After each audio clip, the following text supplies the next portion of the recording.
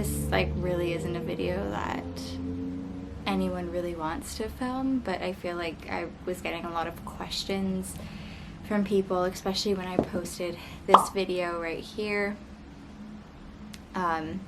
asking like what the hospital like really did. And I mean, everyone wants their labor and delivery to go as smoothly as planned, and unfortunately that was just not something that I had. I will say though that I am extremely lucky that I do have a healthy and happy little boy. That was the really only good thing that came out of it, so I am grateful for that. They did remove him and properly, or not properly, but they did you know, they kept him alive basically throughout the whole traumatic experience that was his labor.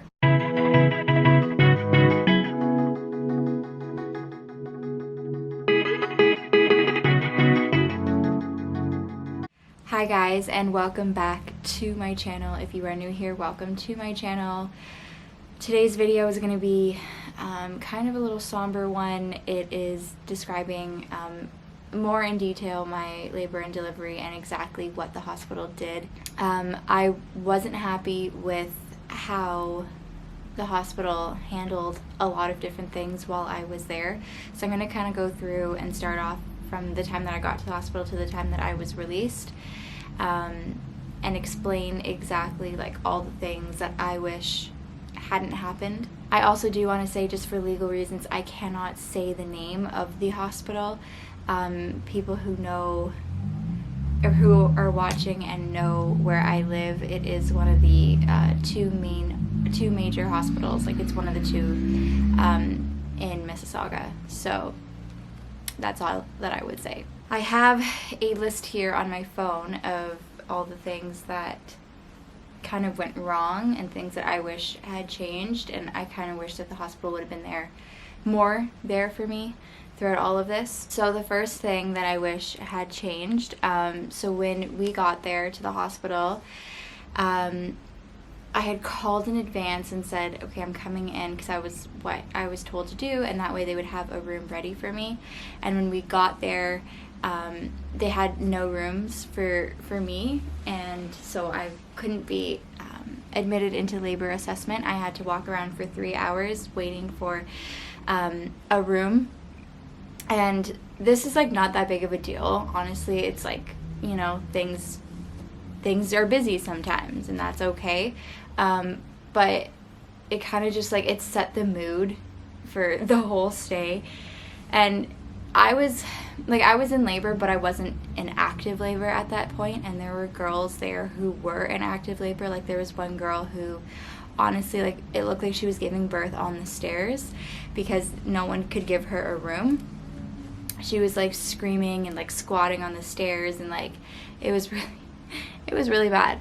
So that's one thing that I wish had changed, and I don't know how much the hospital really could have done about that. I mean, they can't like make more rooms, but still. Also, going along with the fact that it was so busy in the hospital, when I was giving birth, I had to have my water be broken for me by the doctor, and I was ready and I was waiting for 3 hours for that to happen, but she was so busy. She was going from like one delivery to the next, and then she was going to come to me, but then she had to go to an emergency C-section, and then she had to fill out all the paperwork. So I had to wait for 3 hours and kind of just like prolong that pain. So that kind of sucked. And then also when it came time to delivering my baby, like 20-30 hours later, the doctor wasn't there to deliver my baby, just because he was in another delivery with another mom who apparently needed it more because she was having a complicated delivery, which, I mean, I was too, but she started delivering first, so she got priority. So yeah, the doctor wasn't there to deliver my baby, and the nurse had to deliver. So when it came time to push, because you do most of the pushes with the nurse, when it came time to like actually push and for the doctor to be there, she called the doctor on the little like intercom thing, and she was like, hey, I'm ready for delivery. And there was nobody there. I mean, she delivered the baby all by herself. Like, there wasn't any other nurses that came in. Well, correction, there was, but then she ran out of the room. So basically, for people who haven't watched my labor and delivery story, I will link that up here. He came out facing the wrong way, so he came out facing upwards instead of downwards, and then he also came out with like a hand shooting up, which is like extremely dangerous because apparently he can like dislocate his arm and all this stuff. So the nurse was like extremely scared, and so she was calling for help while she was trying to deliver my baby. And another nurse like ran into the room and like saw his hands sticking, and she ran into the room, she saw it, she said, "Oh shit," and then she ran out of the room and didn't even help. So I feel like that wasn't really handled properly. I didn't know what was going on. I mean, I couldn't really see what was happening down there. And just to see a nurse like running in and saying, "Oh shit," and running out of the room, like, it's terrifying. And I didn't know what was happening. I thought my baby was dying. And so I started to push like crazy because I was like, oh my God, he's going to die. I have to get him out. So that was extremely traumatic. And then the way she delivered him, she was like grabbing his head, and she did what was called a corkscrew removal. So she was like, my mom and Jake were in the room, and the way that they explained it is they said that it looked like she was dislocating his head. And I don't know if this was something that she had to do because of the circumstances of how he was coming out, or whether she did it wrong, or whether it was something else that could have been done. But apparently it looked like she was dislocating his head, and my mom and Jake started freaking out, and my mom was screaming, and she's like, "Where is the doctor?"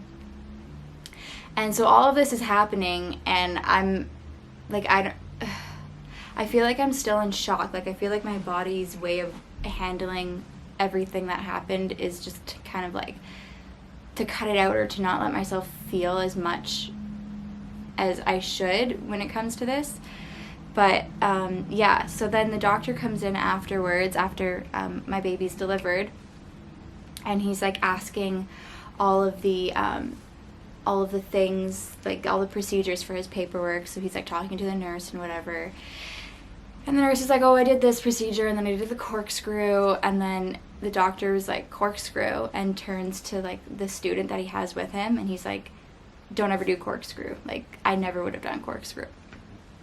And so I feel like that was also something that never should have been said in front of me. I mean, I was a new mom at that point, like literally a new mom of like 10 minutes.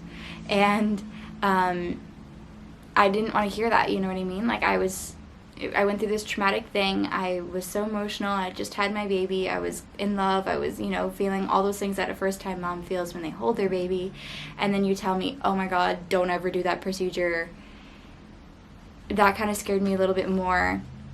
And I feel like because they did that procedure, my recovery was like 10 times worse, because like she basically was like twisting and ripping the baby out of me. So I did have a lot of internal tears, which was fabulous for recovery. And then it doesn't really stop there.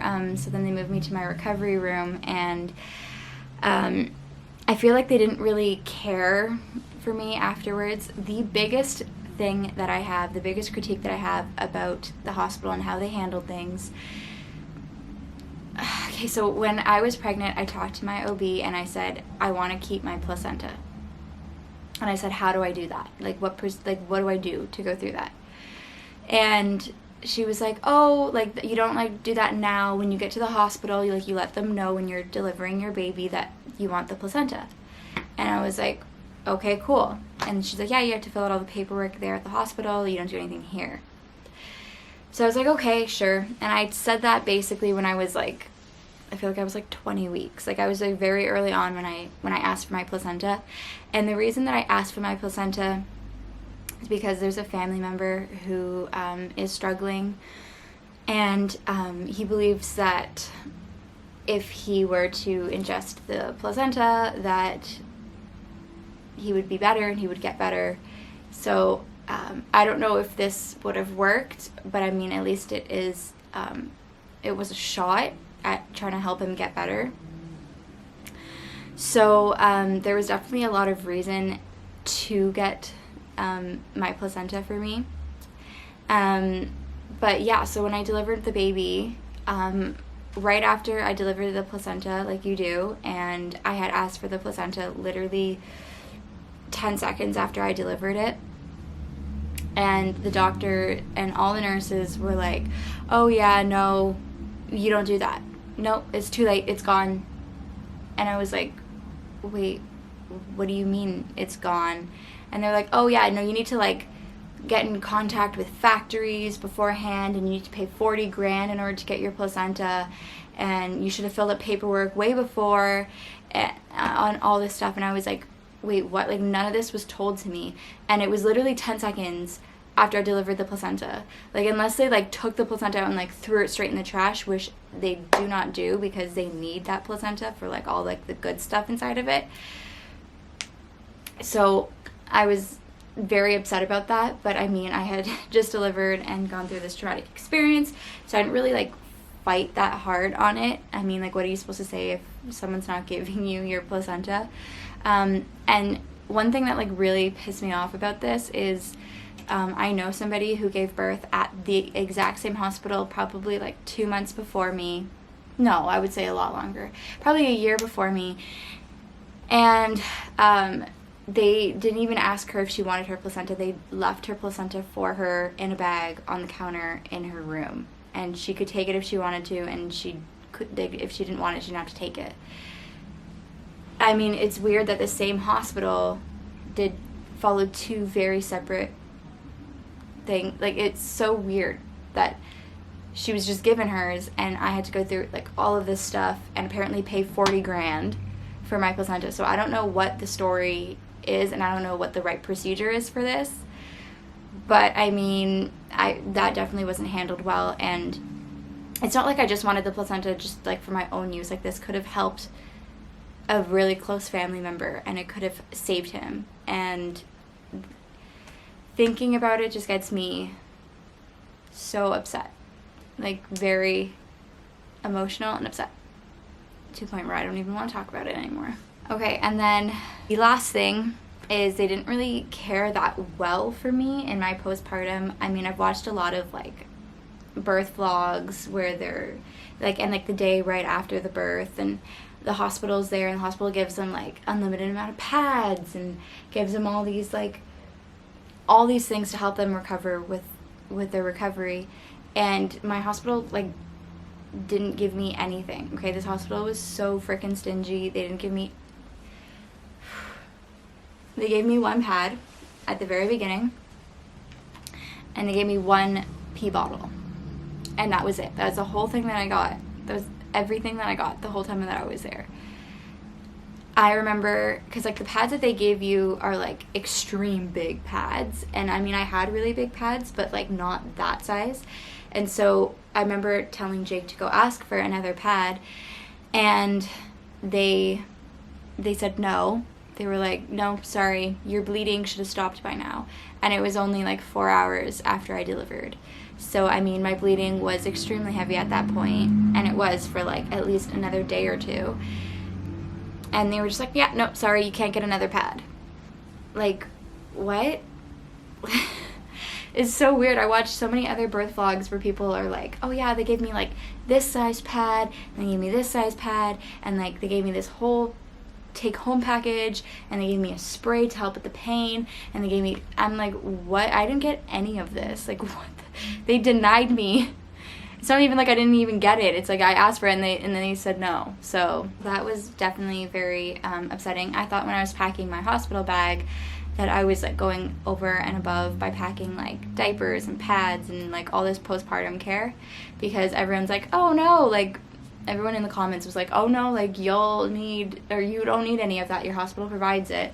But I was like, you know what, I'm gonna bring it just in case. And thank God I did, because they didn't give me anything. And then basically the last thing that I have to say is that the way that my birth happened, a nurse came in and she was like, honey, you're not going to be okay for a very long time. The way that your birth happened, like you had a shoulder birth, you had all this blah, blah, blah, blah things going wrong with your birth.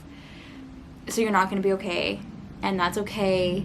You can get through this, kind of thing. Like, she was like, it was very hard to hear when I was getting like dismissed. So yeah, that was very hard to hear. But I was like, okay, whatever. Like, at this point, I just want to go home. So she came up to me and she was like, when was the last time you took your Advil and Tylenol? And I was like, what do you mean? She's like, when did you take it last? She's like, let me look at your chart. And she goes, oh my God, you took it at 9 a.m. And I left the hospital at like 6 p.m. She's like, you took it at 9 a.m. She goes, honey, no, you can't do that. You need to take your Tylenol and Advil every 4 hours. Like, what is wrong with you? You need to stay on top of this. And she started like scolding me. And I was like, wait, I didn't even know that I needed to take it every 4 hours. A nurse just came in and she was like, here's a Tylenol and Advil to help with the pain. And that was it. Like, she didn't say that you need to take it constantly or regularly. And so I was like, what? And so, yeah, that was another thing that I wasn't happy with. Like, I'm at a hospital and I'm recovering, and your job is to take care of me, and you didn't take care of me. You didn't help me. You didn't give me my pain medication. You didn't tell me that I needed to ask for my pain medication. Oh, okay, so I'm done my rant. That's basically what happened with my labor and delivery and what I wasn't happy with. Those are all the things that had gone wrong and that I wish had changed. But like I said, at the end of the day, the most important thing is that I do have a happy, healthy boy. So that's great. It's just all this. And this hospital is like one of like the top ranked ones, and it definitely wasn't. So the next time that I give birth, I don't think I will go to that hospital, which is a shame because it's the hospital I was born at.